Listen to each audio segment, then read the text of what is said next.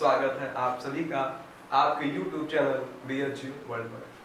दोस्तों 2019 BHU की प्रवेश परीक्षा तकरीबन करीब आने को है और हमारे इस पेज ने, हमारे इस चैनल ने इसकी तैयारियां भी शुरू कर दी हैं।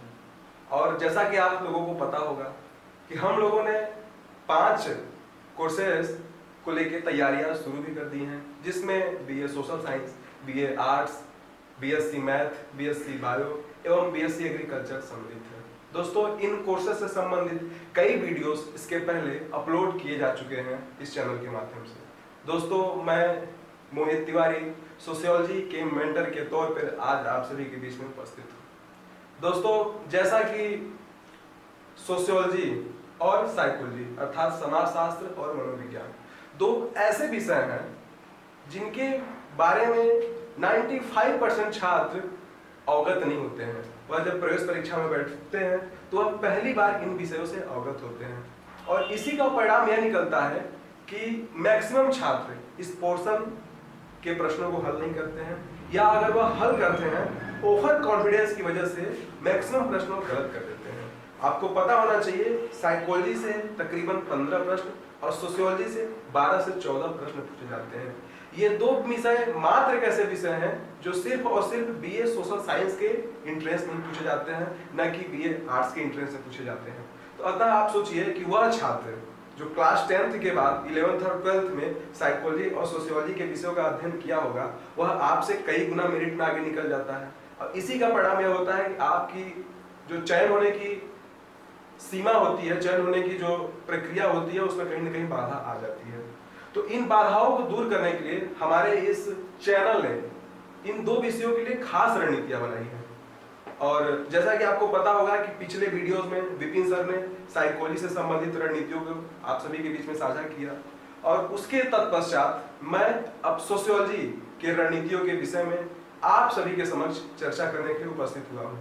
दोस्तों मैं बता देना चाहता हूं कि उसी रणनीति के अनुसार हम लोगों ने मिलकर मात्र 7 से 10 वीडियोस के माध्यम से सोशियोलॉजी के सारे सिलेबस को आप सभी के बीच में रखने का प्रयास करेंगे और यह विश्वास है कि अगर आप लोग सजगता के साथ उन 7 से 10 वीडियोस का अच्छे से अध्ययन कर लेंगे तो इससे पूछे जाने वाले 10 से 15 प्रश्न जो हैं वह आप कभी भी गलत नहीं कर सकते हैं, क्योंकि उनमें हर प्रकार की बारीकियों का हम लोग वर्णन करेंगे। दोस्तों एक और बात, रिक्वेस्ट है, आप लोग हमारे अगर इस चैनल को सब्सक्राइब नहीं किए हैं तो सब्सक्राइब करें और बेल आइकन को जरूर दबाएं, जिससे कि हम लोग जो भी वीडियो अपलोड करें वो तुरंत आपके पास पहुंच जाए और आप लोगों को भी अध्ययन करने में आसानी हो। दोस्तों अब हम आते हैं सीधे सोशियोलॉजी के उस सिलेबस की तरफ जो आप लोगों के लिए एंट्रेंस परीक्षा में सहयोगी हो सकता है।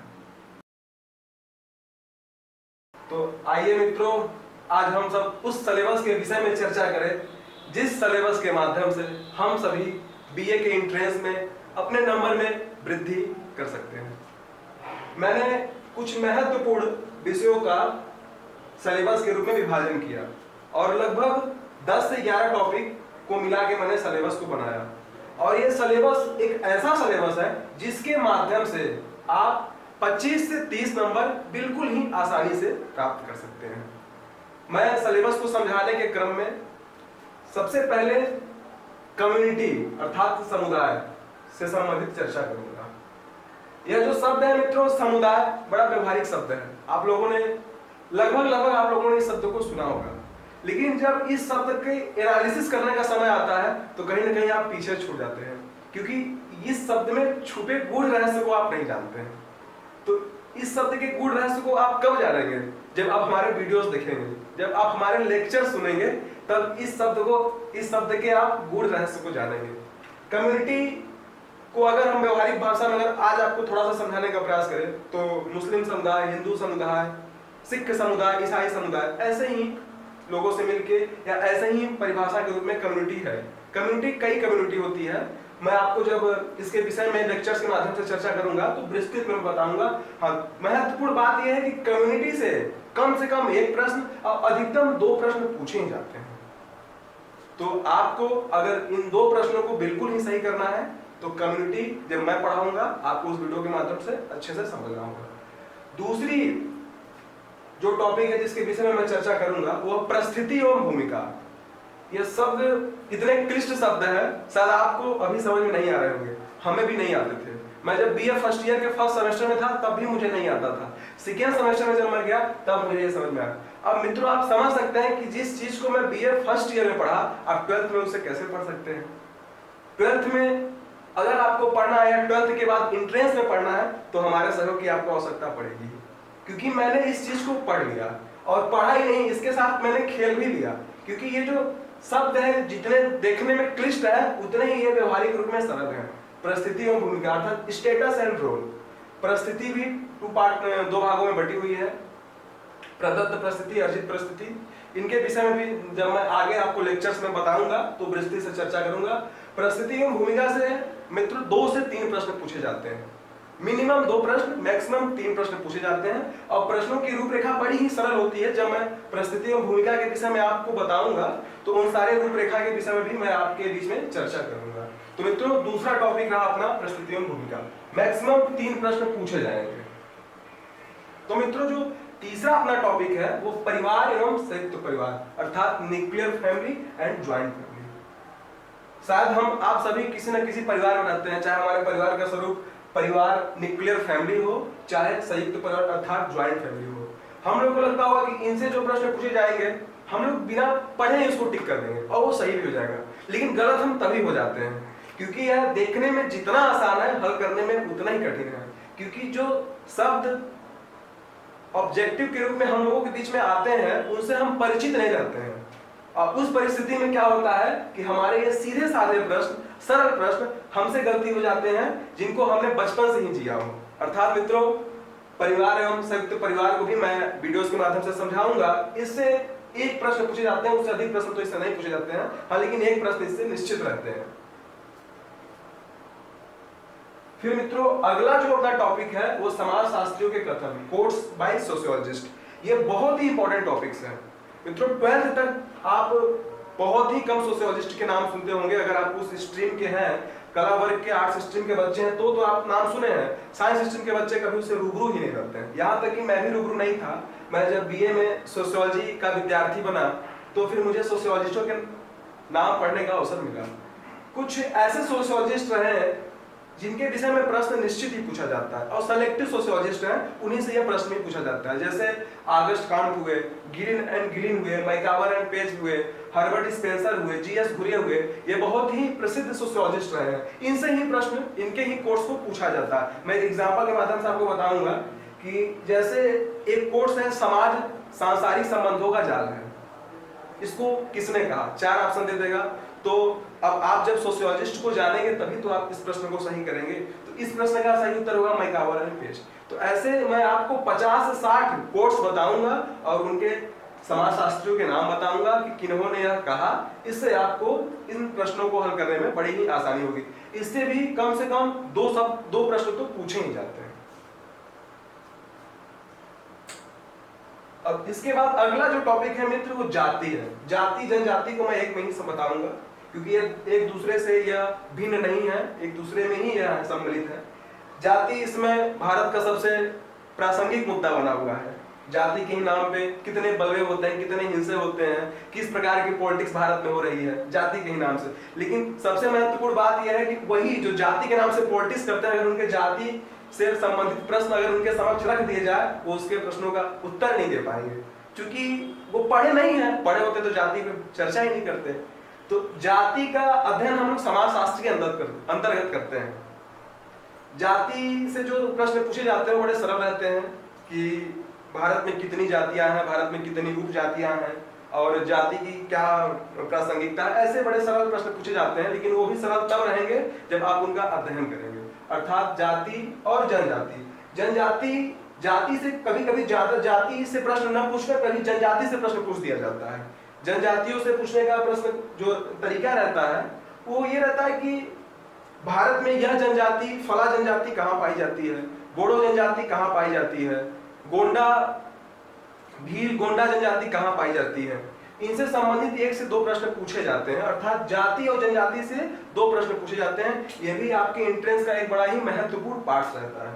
अर्थात इन दोनों को मैं एक साथ पढ़ाऊंगा, इनसे 1 से 2 प्रश्न पूछे जाते हैं। इसके बाद जो अगला टॉपिक आता है वर्ड आता है।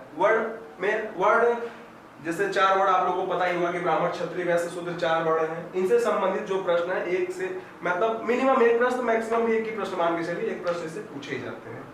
इसके बाद अगला जो टॉपिक है वो धर्म है। धर्म और वर्ण को जिस प्रकार से जाति और जनजाति को मैं साथ में पढ़ाऊंगा, उसी प्रकार से मैं वर्ण और धर्म को एक साथ ही पढ़ाऊंगा, क्योंकि या तो कभी वर्ण से क्वेश्चन पूछता है या तो कभी धर्म से प्रश्न पूछता है। दोनों में मिला के ही प्रश्न पूछे जाते हैं, भिन्न भिन्न प्रश्न नहीं पूछे जाते हैं। इनसे भी 1 या 2 प्रश्न पूछे जाते हैं।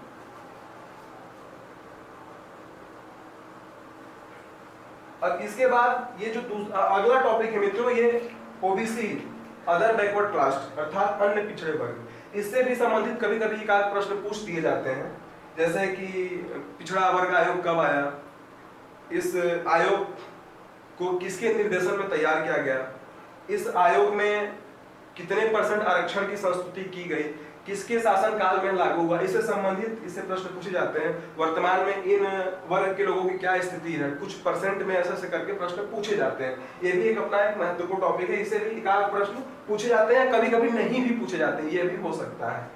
इसके बाद अगला जो टॉपिक है मित्रों, सुधार एवं अधिनियम। सबसे ज्यादा जो महत्वपूर्ण टॉपिक पूरे सोशियोलॉजी में है वो सुधार एवं अधिनियम। सारे इंपॉर्टेंट हैं, लेकिन सबसे ज्यादा वरीयता अगर हम किसी को देंगे तो सुधार एवं अधिनियम को देंगे। इनसे मित्रों कभी कभी 5 से 6 प्रश्न तक पूछा गया है। मुझे अच्छे से याद है कि जब मैं एंट्रेंस दिया था तो 4 से 5 प्रश्न सिर्फ अधिनियम से पूछा गया था। अर्थात इनके प्रश्न की रूपरेखा इसी प्रकार रहती है कि दहेज निवारण अधिनियम कब लाया, महिला हिंसा विरोधी अधिनियम कब आया, विधवा पुनर्विवाह अधिनियम कब आया, ऐसे ऐसे करके प्रश्न पूछे जाते हैं। इन प्रश्नों में मैक्सिमम गलतियां हो ही जाती हैं, क्योंकि प्रश्न एक दूसरे से मिलते जुलते रहते हैं और ये कब कब सुधार हुए हैं उनकी तिथियां भी लगभग एक दूसरे के नजदीक ही रहती है। तो उसका परिणाम ये निकलता है कि बच्चे कंफ्यूज कर जाते हैं और प्रश्न को गलत कर देते हैं। तो मैं अपने लेक्चर्स के माध्यम से ऐसे कई अधिनियमों के विषय में आपसे चर्चा करूंगा और ट्रिक के माध्यम से उसे मैं आसानी से आप सभी को समझाऊंगा, जिससे कि आप सभी को समझने में कोई परेशानी कोई दिक्कत नहीं होगी और आपके सारे प्रश्न सही हो जाएंगे। दूसरा है सुधार आंदोलन, इसे हम कह सकते हैं रिफॉर्म मूवमेंट। जैसे चिपको आंदोलन हुआ, ऐसे टाइप के जो उसमें आंदोलन हुए भारत में, इन आंदोलनों से भी कभी कभी प्रश्न पूछे जाते हैं, लेकिन अधिनियम से 4 से 5 प्रश्न पूछे जाते हैं मित्रों, इस पे आप विशेष ध्यान दीजिएगा। अंतिम जो मेरा टॉपिक है मित्रों वो गांव शहर एवं उद्योग है, अर्थात विलेज टाउन इंडस्ट्री। इससे रिलेटेड भी प्रश्न कभी कभी पूछे जाते हैं और लगभग मैंने देखा कि 1 से 2 प्रश्न तो रहते ही हैं। इसमें जो प्रश्नों का पूछने का तरीका होता है वो एक दूसरे से मिलता जुलता रहता है। अर्थात कभी कभी ये प्रश्न पूछता है कि उद्योग वाले क्षेत्रों में क्या चीज नहीं होता है, तो 4 ऑप्शन दे देंगे, उसमें गांव की सारी खूबियों का वर्णन रहेगा जो औद्योगिक क्षेत्रों में नहीं पाए जाते हैं। तो ऐसे प्रश्नों को जब मैं अपने वीडियोस के माध्यम से आपको समझाऊंगा तो ऐसे प्रश्नों को हल करने में आपको बड़ी आसानी होगी। तो मित्रों मैंने लगभग 11 टॉपिक्स के माध्यम से सोशियोलॉजी के सारे सिलेबस को समझाने का प्रयास किया और आप विश्वास मानिए मैं इतना सहजता सरलता के साथ आपको पढ़ाऊंगा कि आप इन टॉपिकों के साथ पढ़ेंगे ही नहीं, इनके साथ आप खेलेंगे भी, क्योंकि ये बड़ा व्यवहारिक विषय है और बड़ा ही इसमें आनंद आता है पढ़ने में। और आपने कभी पढ़ा नहीं इसलिए आपको कठिनाई महसूस हो रही है, लेकिन जब आप इसको पढ़ने लगेंगे तो इसमें आप जीने भी लगेंगे और यह मान के चलिएगा कि यही जो प्रश्न है आपको आपके उस लक्ष्य की प्राप्ति करा देंगे जिनको आप अन्य विषयों के माध्यम से नहीं प्राप्त कर सकते हैं। मित्रों मुझे अच्छे से याद है कि अगर मेरा 1 नंबर और रहा होता तो मैं ज्योग्राफी ऑनर्स पा सकता था और हॉस्टल पा सकता था। 1 नंबर से ही मैं वंचित हो गया। तो कहीं ना कहीं मैंने जो गलती की वो गलती आप न करें, आप उन सारे प्रश्नों को हल करें जिससे मेरे जैसा जो मेरे अंदर में आज वो जो कमियां रह गई वो आपके अंदर ना हो, क्योंकि अनुभव वाला हो गया हूं इसलिए आपके बीच में ये बातें शेयर किया। तो मित्रों मैं फिर से आपसे निवेदन करूंगा कि मेरे YouTube चैनल BHU वर्ल्ड को आप सब्सक्राइब करें, बेल आइकॉन दबाएं, जैसे कि मैंने जो भी वीडियो मेरे टीम के जितने भी लोग जो भी वीडियो अपलोड करें वो तुरंत आप तक पहुंचे और उसके माध्यम से आप लाभान्वित हो सकें। मित्रों आप हमारे साथ इतना देर तक बने रहें इसके लिए आपको बहुत बहुत धन्यवाद और मैं फिर से आपका इंतजार अगले वीडियो में करूंगा।